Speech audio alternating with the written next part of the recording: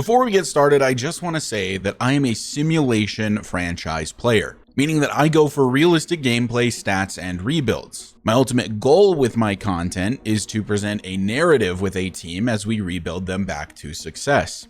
I never play online. I play strictly against the CPU. The reason that I mention this is because those of you who enjoy online gameplay and game modes like Madden Ultimate Team may have a vastly different opinion of the game than I do, and that's perfectly okay. This review, though, will obviously contain some bias towards user versus CPU simulation gameplay and franchise mode. Let's begin. I do not like Madden 25. If you are a simulation franchise gamer like myself, I would recommend not buying the game, and here are a few reasons why. Defense is maybe the worst it's ever been.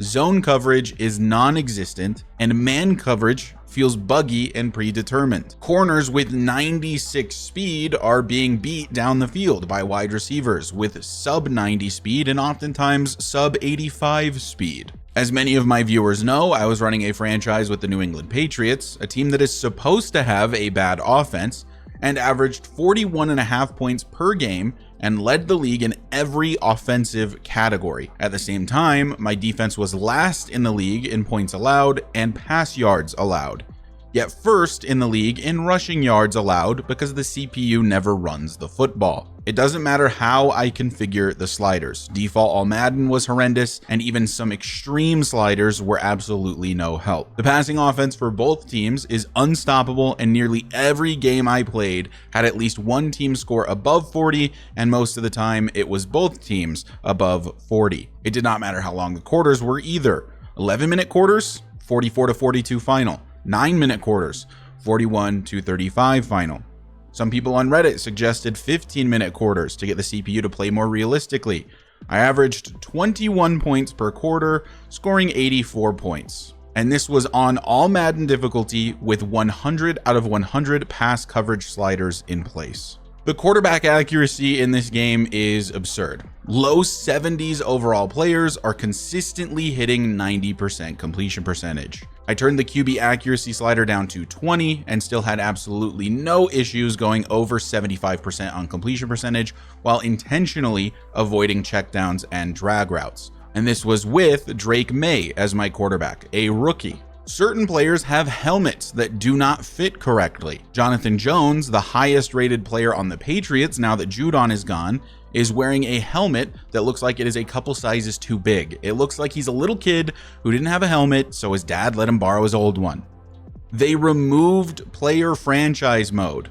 Superstar mode is supposed to be the player game mode, so they removed the option to play as a player in franchise mode. Rather than just letting players pick how they want to play and which one they want to play inside of, they removed a feature. And removing features is almost always a negative. Plus, you can only play as certain positions inside of Superstar mode.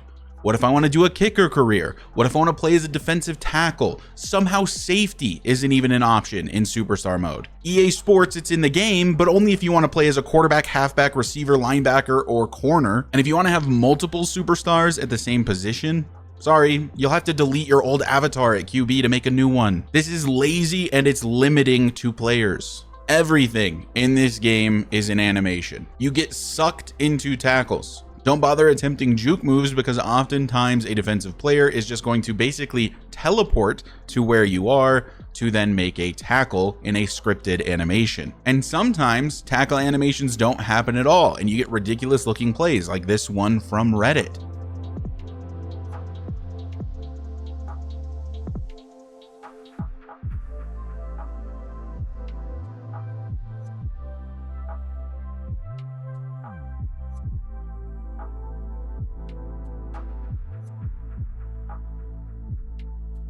And then there's catching animations. One-handed catches, which are a great addition to the game and are very cool, happen constantly. It's nice to have the ability to go for a spectacular one-handed grab, but why do they happen multiple times every single game? These are plays that happen a few times a year, and part of the fun of one-handed catches is the rarity of them. If everyone is making one-handed catches constantly, it's not really that big of a deal. Why are international stadiums not in the game? With so many international games happening in the NFL each year, you'd think the simulation NFL video game would have them, but they still do not. If you're playing as the Packers or the Eagles in franchise mode week 1, the game is just played as a normal home game for the Eagles at Lincoln Financial Field, rather than being played at Corinthians Stadium in Brazil. There are still no celebrations for winning the AFC or NFC championship games. The game plays and then ends as though it were a normal regular season game, other than having the AFC championship logo on the field and in transition graphics. How is there no time killing after taking a knee? In College Football 25, if the game is impossible for you or the CPU to win and under 2 minutes in the fourth quarter, taking one knee ends the game immediately. Why isn't this in Madden 25? It's such a small quality of life change that helps a game not drag on. And kind of hand in hand with that, why does the chew clock option ignore fourth downs? If it's fourth down with 30 seconds left in the fourth quarter and I have chew clock on, I want the game to chew the clock. Why would it not chew the clock? Scouting in franchise mode just needs a complete overhaul. It is so boring, especially compared to EA's other football game, College Football 25, and its recruiting mode. Scouting in Madden 25 is a complete bore, and mostly you can just ignore it until the actual draft and then just look through the players. It's completely not interactive at all, and I would honestly take the old scouting where you had a certain number of points every week and spent those points to unlock the top abilities of your prospects. Even that was more interesting than what we have currently. The scouting in franchise mode sucks completely. And the menus are still obnoxious and slow to navigate. They load slowly, and navigating menus is just slow in general. You have to wait for everything to load. Also, when you are going through your prospect list and you look at a prospect's player card and then back out of it, why does it reset you to the top of the menu every single time? This would be a super easy fix, and it would be a big time quality of life thing.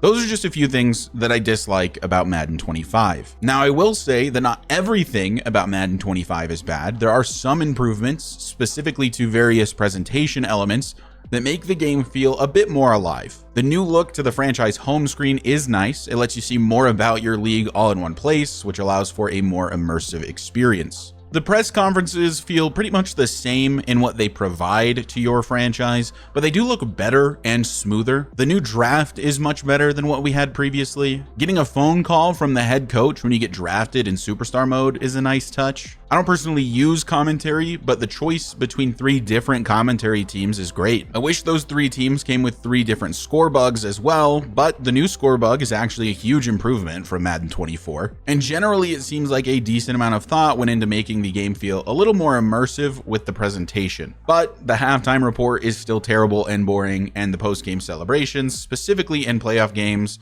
are so boring and dull. As for gameplay, from what I could tell, the blocking does seem to be more stable than in past games, and definitely more stable than College Football 25. The size of players mattering now is honestly a huge improvement. A massive linebacker isn't just going to get trucked by tiny running backs anymore. The movement of the players and physics of the game in general feel much better as well. Just a shame that the actual gameplay is so awful.